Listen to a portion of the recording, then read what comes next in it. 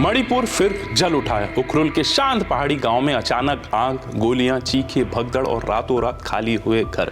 Curfew लगा, internet 5 दिन के लिए बंद।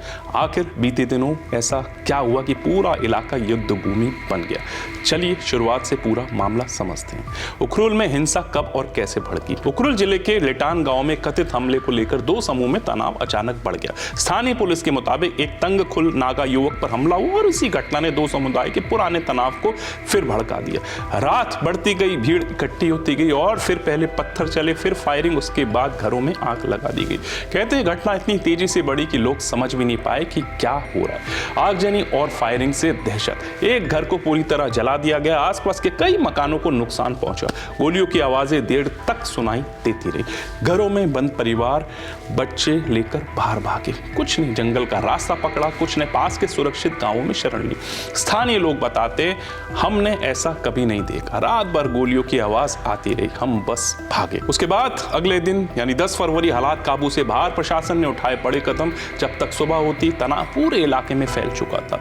10 फरवरी को प्रशासन ने स्थिति बिगड़ती देख तुरंत कर्फ्यू लागू किया। आरएएफ और अतिरिक्त सुरक्षा बल तैनात किए गए और सबसे बड़ा, पूरे उखरुल जिले में 5 दिनों के लिए इंटरनेट शट डाउन। इंटरनेट बंद करने की वजह अफवाह, भड़काऊ वीडियो और फर्जी मैसेज रोकना बताया गया। ब्रॉडबैंड, मोबाइल डेटा, हॉटस्पॉट सब कुछ बंद। लोग कहते हैं हमें सूचना भी नहीं जुटा पा रहे थे। कौन कौन प्रभावित हुआ? सबसे ज्यादा प्रभावित लेटान गांव और उसके आसपास के छोटे हैमलेट्स हैं। कई परिवार पूरी रात घर नहीं लौटे, कुछ घर अभी भी खाली पड़े हैं। कुछ बुजुर्गों ने कहा जिंदगी भर की कमाई इसी घर में लगी थी, अब राख हो गई है। तनाव की असली वजह क्या थी?